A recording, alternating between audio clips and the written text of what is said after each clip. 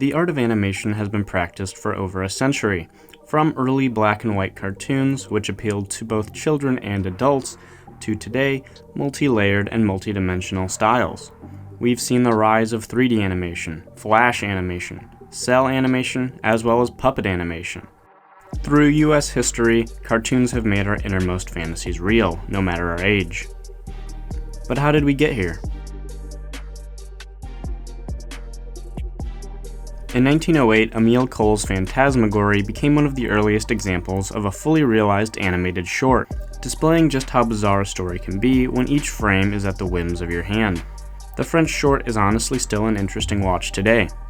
Like previous animations such as The Enchanted Drawing and Humorous Phases of Funny Faces by J. Stuart Blackton, Phantasmagory included elements of live action alongside animation. However, Phantasmagory focused on the animation in a way not found in Blackton's work, or really any work at the time.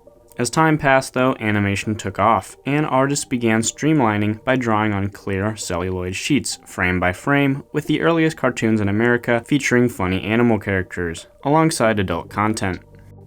At its inception, cartoons were not immediately seen as children's fodder. For example, Gertie was a dinosaur brought to life by early animator Winsor McCay, and was closer to a vaudeville act in many ways. But why stop at bringing to life a single dino?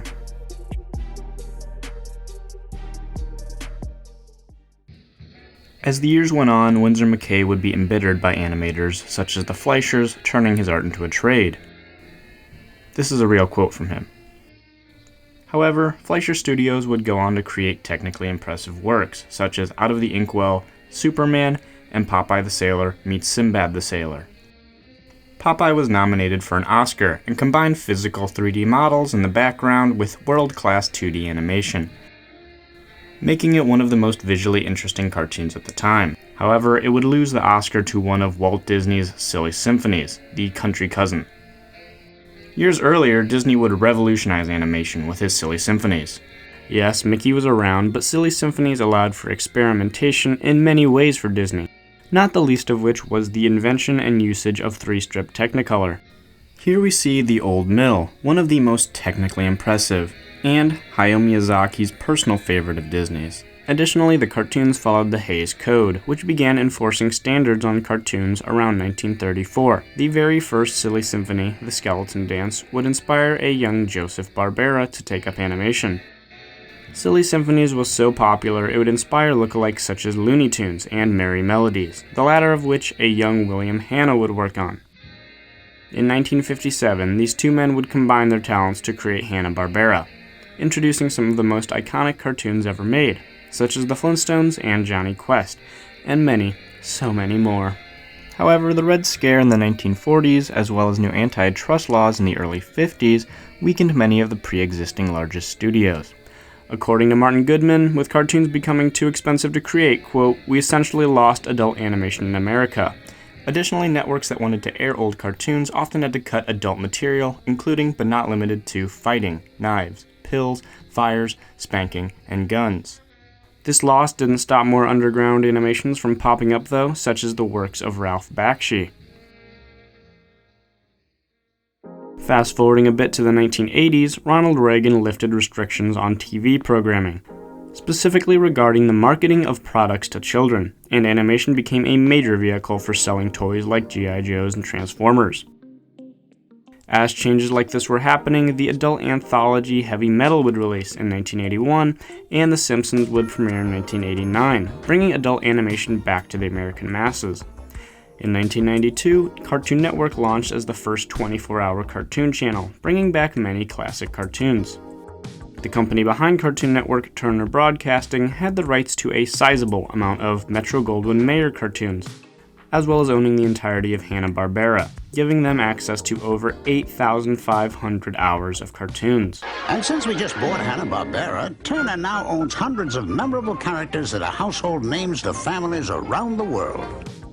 These cartoons included Popeye, Looney Tunes, and Tom and Jerry, harkening back to a period where animation appealed a bit more broadly. These properties being rebroadcast were instrumental in reintroducing cartoons to an older audience. In 1994, the Hanna-Barbera division of Cartoon Network began reaching out to independent animators for new shows. This eventually led to the creation of cartoons such as Samurai Jack and the Powerpuff Girls. Both of these shows were vastly different from the shows aimed at children in the last 2 or 3 decades. The Powerpuff Girls often relished in physical violence, a notion that was not possible previously. Samurai Jack featured fluid animation and a board artist-led writing process, which lends itself to creating a more open format for each episode. Additionally, the iconic split screens give the show a dynamic personality. The line between adult and children's cartoons was being pushed and prodded. In 2000, Cartoon Network executives began to notice something peculiar. A third of their audience at 3 p.m. were adults watching old episodes of Scooby-Doo. With this information, they set out to create Adult Swim, a late-night block of cartoons aimed at adults. Shows broadcast on this new late-night segment included Space Ghost, Coast to Coast, which spun off into Harvey Birdman, Attorney at Law, and Aqua Teen Hunger Force. These new shows had a tiny budget, but made up for it with over-the-top and inappropriate content, which was several notches crazier than the shows intended for the kids. However, the creator of C-Lab, Space Ghost, and Birdman, Alex Toth, objected to his creations being co-opted for such adult humor. So did Joe Barbera. As time went on, production values increased on Adult Swim though, and absolute pinnacles of adult animation such as Black Dynamite were created. Black Dynamite's animators, Titmouse, have quite a reputation under their belt. Their founder worked on MTV's Beavis and Butthead as well as Daria, and the studio worked on the Venture Brothers and a never-ending list of other shows. It's a lot of cartoons. Adult Swim is now a cult hit.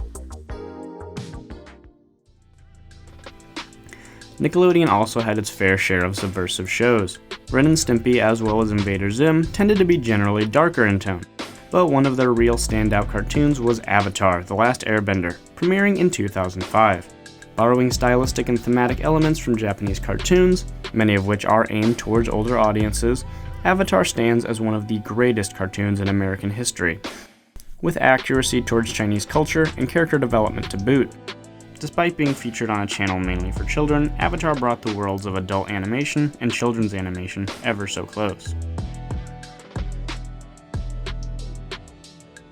A new iteration of animation appeared in the late 90s and 2000s, Flash animation. There are many iterations of what was commonly known as Macromedia Flash, starting in 1996. The program's simplicity and ability to create vector images make it attractive to animators new and old. For example, Ren and Stimpy creator John Kricfalusi created the very first cartoon made for the internet in 1997, with the goddamn George Liquor program, and really, this style still looks clean today. The subject of the cartoon is quite the opposite of clean, however, but even with a large staff working on it, I'm not sure it reaches the highs or even the lows of Ren and Stimpy. Flash continued to gain traction, and we got online cartoons from the likes of Tenacious D and DC Comics, with mini-series about Lobo and the Gotham Girls, the latter of which actually looks pretty good by Season 3. The very first full children's TV show to utilize the program Macromedia Flash was 2002's Mucha Lucha, followed by Max and Ruby. Animation programs like Flash were being pushed to the absolute limit at this point. Even Nintendo's DSi's came with an animation program in the form of Flipnote. Many animators were starting on Newgrounds.com and over the course of years moving to YouTube, working with their near-infinite sandbox of Flash. From short games such as Frog in a Blender to full series such as Happy Tree Friends, this edgy content was far beyond what was shown on public TV. Additionally, parodies are a huge part of YouTube animations, which can capture the attention of children and adults alike. Unfortunately, YouTube monetization is not great for animation these days. However, standout examples such as Leo and Satan and Ed's World will hopefully remain on these platforms indefinitely.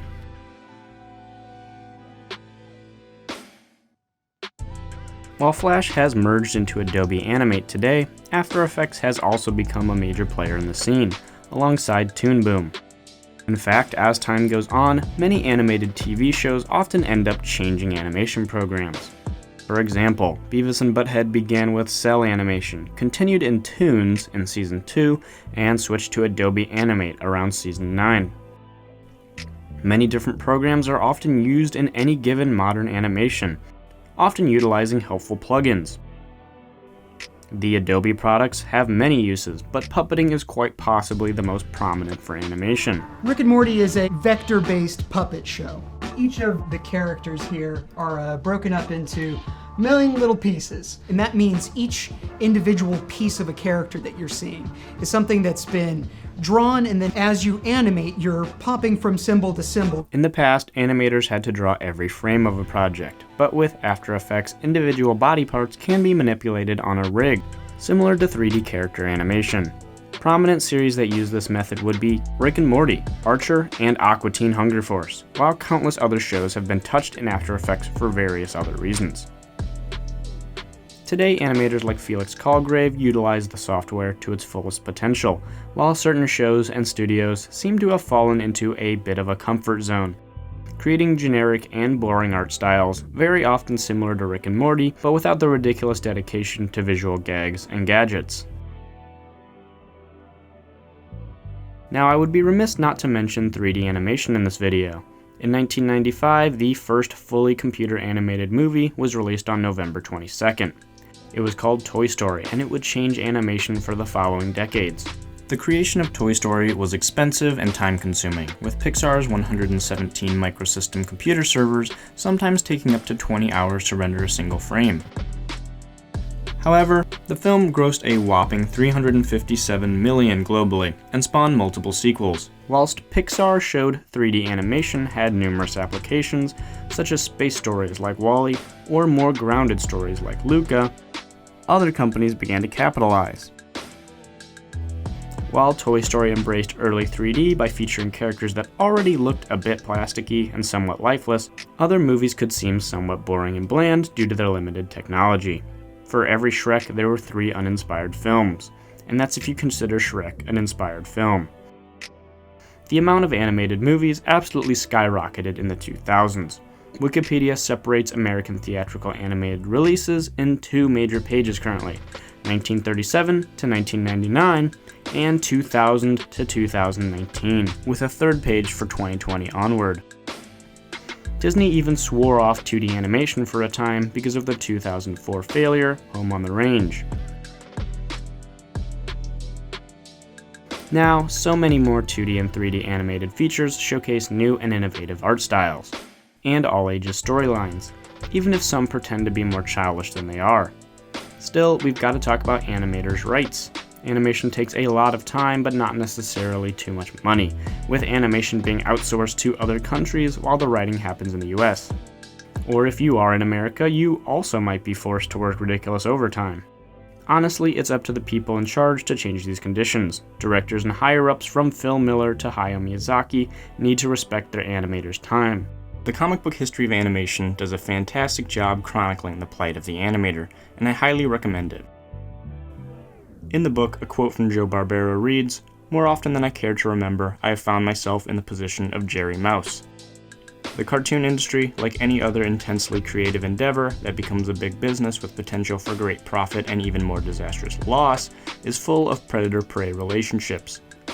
I honestly only scratched the surface compared to this book, but I don't want to end on a bummer, so I'd like to end today with some animation suggestions. Obviously, if you haven't seen the Ghibli movies, watch all of those, even the obscure ones. The Ghibli-esque guide is also a good place to start, but for some of my favorites, Fears of the Dark, WTF 101, Memories, Liquid Television, Mike Tyson Mysteries, Primal, Batman Gotham Knight, Midnight Gospel, and We the People.